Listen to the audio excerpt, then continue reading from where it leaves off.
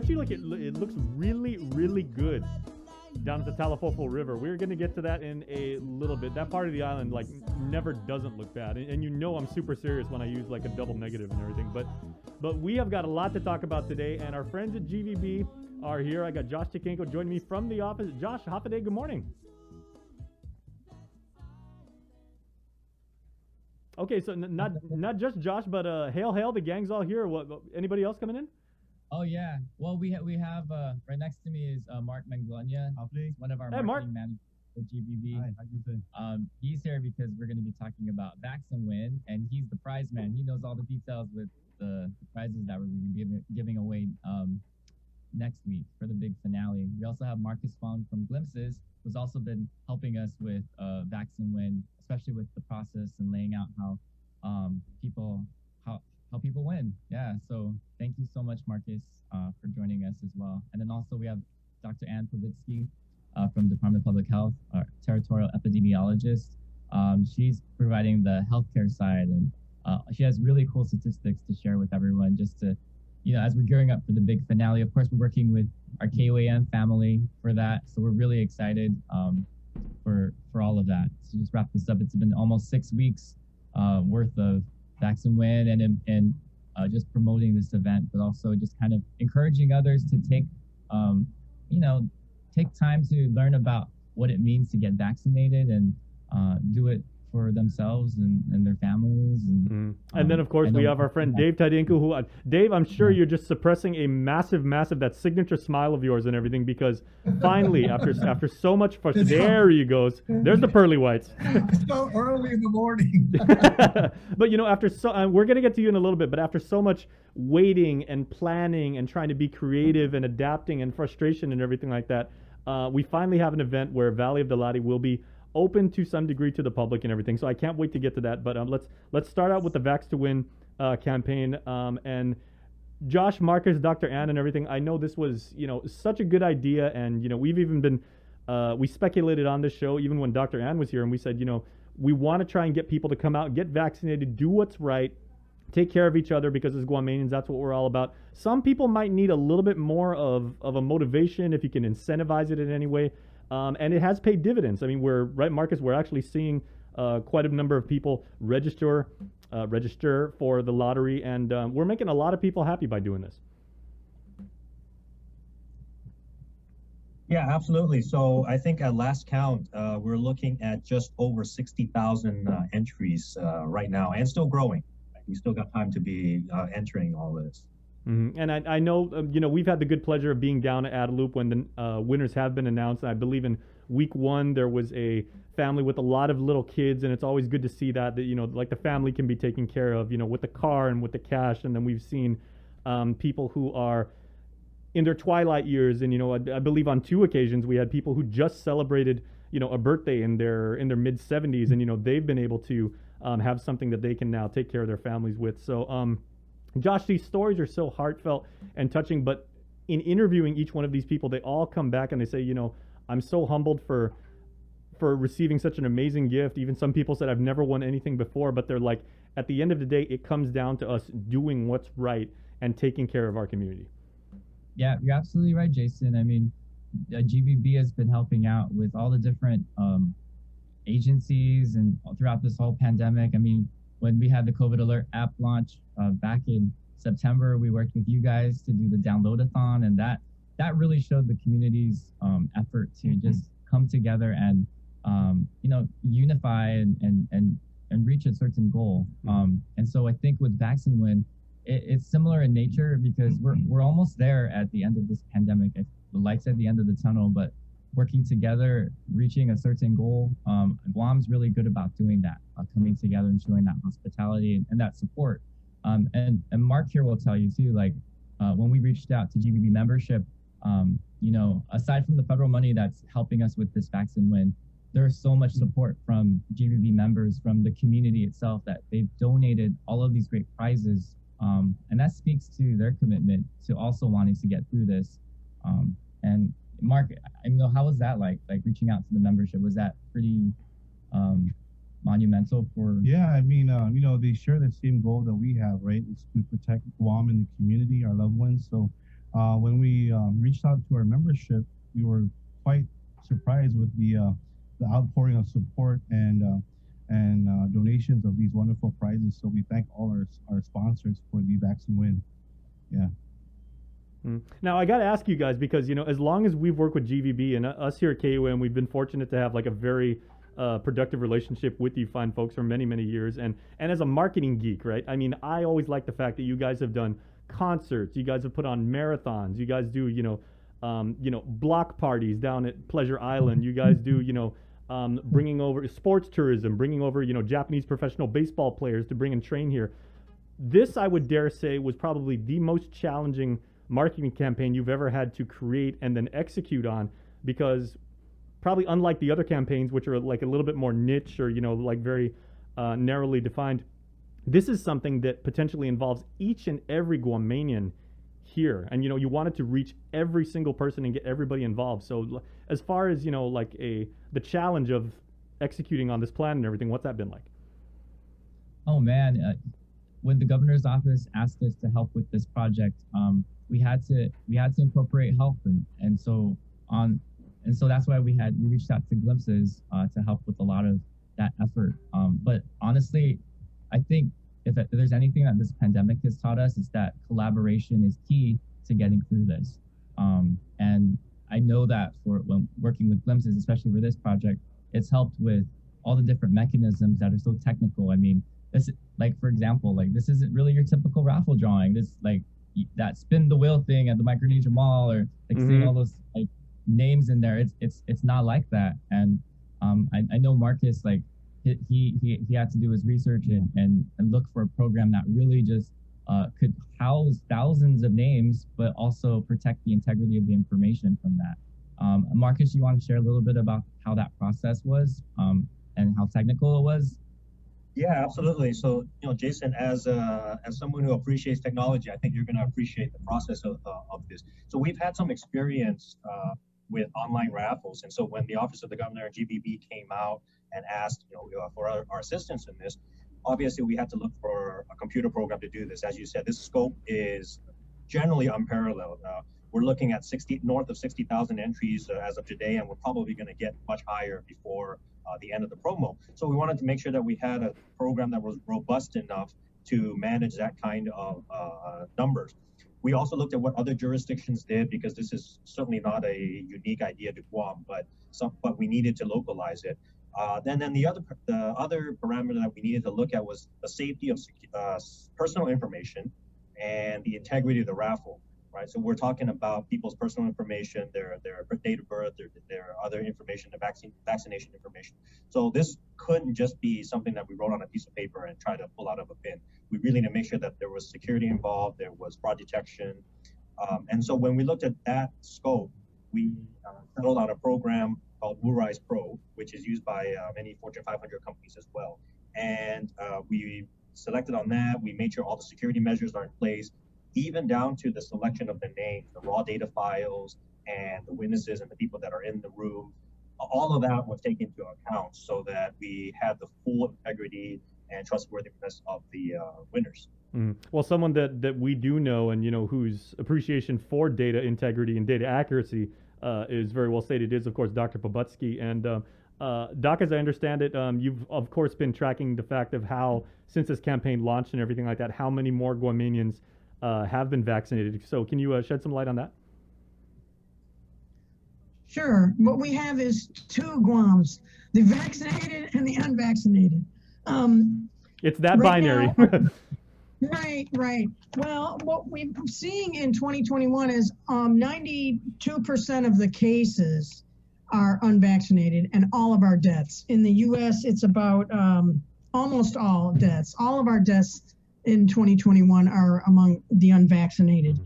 And what we're seeing is we're doing really well in terms of vaccinating people over 50. We're at 80% or more for those age 50 to 74, 72% for those age 40 to 49, and 69% of those over age 75. Ideally, this should be 100% for everybody over 50. And those who are lagging behind are the younger groups. I know they think they're probably immune, but unless you've gotten COVID, you're not immune, and we don't even know how long that immunity would even last. We haven't done surveillance on who had COVID and who got vaccinated. And then we have the Chamorros are lagging behind. They're less than half of the Chamorros. 43% are vaccinated. Chuukese are less than 1/3. They're at 30%. Oh, wow. And the other Pacific Islander, yes. And the Asian groups, this has been a consistent pattern that we've seen with Pacific Islanders. Chamorros and Chuukese are the biggest groups lagging behind. And then the Asian groups are much better. So that's our goal, is to try and get more young people to admit that they need to protect their elderly family members and the entire island. It's not about you getting protected. It's about you and your family and the entire island. We have to get to herd immunity so that we can have this V&V and we can bring the tourists back and we can open things up more. So we want to see more people get vaccinated. And I know a lot of people, sometimes they don't have the time. It might be that there needs to be different kinds of outreach coming up for this public health to, go to people and that sort of thing. But other than that, that's all I have for right now. Okay, well, definitely the cause and effect, very very well defined with that, and obviously the correlations of the people not getting vaccinated and the people getting sick, and then maybe even some of them dying. Well, I'll tell you what, I want to bring on Dave Tydenko down at Valley of the Latte, because certainly one member of the Chamorro population who is definitely up with the times is Dave. There he is. Buenas, Dave. Half a day. Again, it's good to see you. And yeah. So Dr. Ann kind of segued into this, and as more people get vaccinated, as each of us do our part to do what's right for the community, this allows businesses like you and other tour groups, other retailers, restaurants, regardless of industry, this allows us to return to a somewhat normal state of operation. So first of all, before we get into your event, what are your thoughts on the transition from being completely shut down to now we can actually start to plan to move back to being in business? First off, I need to take my hat off to obviously the administration and our medical professionals that have really guided us through this process of making our island safe first for our people before we do anything else. And it's been a struggle. I mean, particularly the tourism industry is probably, when they recently completed a study to talk about what businesses were most negatively impacted, and it was the tourism industry and continues to be. But at the same time, we are probably in a better position today to recover a lot quicker. Dr. Roseanne Jones at the conference that GHRA and Chamber and a bunch of others, private industry organizations hosted, said that based on the data that they've gathered, although we really had to shut down and clamp down and be able to make our island safe, she looks to a robust recovery. But we have to be mindful that at the same token, we need to be careful about how we do that.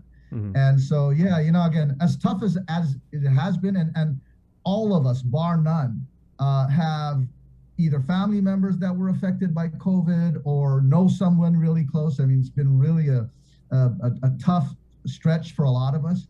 I think we feel good that our medical professionals and our political leadership guided us through the process using science, using data to make decisions. And, we wouldn't be doing this event that we're talking about unless we first went to the medical professionals, went to the administration and said, is this the right thing to do? Because I think our people are dying to get out now. And it's encouraging to see the number of people that have been going forward and getting vaccinated, because that's the key for all of us to make our island safe for our people first. Well, let's go ahead and talk about the Ha'anin Minagov event. Finally going to be down there. People are going to be able to enjoy the river cruise that Chris and I were so fortunate. You took us about a year before the pandemic actually started and everything like that. And we were saying earlier on the show, Dave, that I don't care, if you were born on Guam, if you moved here, if you're stationed in the military here, everyone needs to experience that at least once a year. Kids need to go there for field trips and everything like that. I mean, because it's a part of our culture, it's our history, it's our heritage, but also it's just a heck of a lot of fun. being on the water. Yeah, yeah. Prior to the pandemic, every April, we would partner with the Visitors Bureau, Guam Visitors Bureau, and others in the community to host our annual river festival. And so we weren't able to do it in 2020. Obviously, we were shut down March 20th. Yeah. And we weren't able to do it this past April because we were still in the midst of this process of trying to make our island safe. But we're able to do it. It's kind of our liberation after Guam's liberation. What we're doing, we're working with the mayors of Inaran and Talifol. They both apologized that they couldn't be on. They wanted to be on today, but there are some memorial ceremonies related to the liberation event that they were attending. But at the end of the day, the communities of Inalahan and Talifol, we're getting together. We're opening it up for our residents, opening it up for our friends and family, our military folks to come out and pay a small fee to be able to take these net proceeds and give it back to the villages of Inalahan and Talifol. Yep. And Well done. We're also Here, here. encouraging. Yeah. Well, we're also encouraging. We use it as a platform. This is kind of our annual give back to the community that hosts the valley at the Talifol and Ugam rivers. We are encouraging Guam Product Seal members, local artists and farmers to come out because we also provide a venue for them to come and sell their wares, sell their produce. And the space that we provide, we provide it as part of the event at no cost to them. And we've already got a number of people already signing up. Mungy Pops is there, and they've been here for a number of years. Victoria Sayer is already signed up. She's a great landscape artist who has some of her stuff here at our gift shop as well. We've got some new companies signing up. I think it's called the Coconut. It's called the Coconut Candy Factory or whatever. But we're bringing out products that our local people have made to showcase, and obviously we've got a great caterer who's from Southern Guam that's going to be able to serve great Southern food. Yeah. For our people. And then we're kind of excited as well. We partnered with Flame Tree Freedom Center, and through a grant that was provided by GIDA, we were able to create and work with the Kosrayan, the Yapis, the Ponapean, and Chukis community to build a Micronesia village. When we talk about our islands, we're talking about, being able to share the history and connection between Guam and the Carolinian Islands. We used to trade many, many years ago. And there's actually a story of a trading group that came from Lamatrek and we're constantly trading on Talifol Bay. Well, we want to be able to tell the story of all our people and our islands. And we're going to be proud to bless that facility. We're working hard. There's still a few roofing material that needs to get done and stuff. But yeah, we want to share that with our island. And then the other part of that is our long-standing partnership with Para Iprobetsu I Tautauta. We're going to bring out their groups, the Gumas, to again showcase our cultural performers, and then just share a great day. Ha'ani Minagav really means a day of happiness, right? A day to feel good, a day to feel great, and it's partly because now we've come to a point that we're going to be able to open for our community and basically share the beauty of our islands with all that are here. Amen, Dave. Props to Valley of the Latte. It's it's just so amazing. It's something you definitely have to do. It's eco-friendly. I love that they farm out there. Little known secret, they have the best red rice and barbecue chicken on that tour, Dave. But I want to go back to what you said about a Micronesian village. And this is so key because a lot of times our focus is, obviously, we're on Guam and the land of the Chamorros, but regionally, there were so many things we did with all of our island partners, and I love that you guys are doing that down at Valley of the Latte. It's so key, so important. Yeah, again, I spent a lot of time with at the Visitors Bureau in a past life, and one of the great things about the Visitors Bureau is that it is really not just an organization that focuses on Guam, it focuses on our region as well. And we're basically, for us, we're proud of our particular experience because we people that work with us are from Pohnpei, are from Yap, are from Chuuk, as well as Chamorros and Filipino. We represent the colors of our island. And, so when people are coming here, they may not necessarily get a chance to go out to the other islands initially, but we're hoping that when they do come here, they can get a taste of Micronesia, and hopefully that will spur interest in our regional tourism product, which is all of Micronesia, the Sinai, Guam, the Federated States of Micronesia, Palau, and the Marshalls. So we're trying to slowly but surely tell the story and share that with everybody that visits, and hopefully it will help those other islands as well. Outstanding. We'll tell you what, we gotta let you guys go, because we got the chief of police also in the Zoom room. But you know what, everybody watching, this is a success story, and the fact that we can now have these events and talk about it realistically and invite the community to some degree is a win for our community. And like Dr. Pobutsky said, basically when you look at it, there's those the Guamanians who are vaccinated and those who are not. So Josh, Marcus, thank you guys for putting this campaign together. Let's continue to get it done. Go out, get your shot, and we can't wait to work with you guys in the future to continue to keep our community safe. Yeah, thank you very much. Thank you, Jason. And to the posse today for this event too. GVB is happy to be a great sponsor of it. We were down there at Valley of the Latte. Dave accommodated us for our vlog series, Let's Go Guam. And I can tell you firsthand experience, like all the accommodations they made, the safety protocols that they've done. It really was a great experience. Very nice. Just you felt so safe there. So, Dave is nothing if not thorough. Village being built, it was really cool and exciting. It almost was like a variation of a real life Guam Micronesia Island Fair down south. And so I think that we didn't have one really this year physically. So I think this is something that is really going to showcase all of us, like he was saying, all the colors of Micronesia. So all right, thanks a lot, guys. Yeah, we got to run. But Marcus, thank you, man. We appreciate your leadership. Thank you, Marcus. All Thank right. you, Josh. Thank you, guys. Thank you, Dave. See you. Bye. Thank you, Dr. Ann.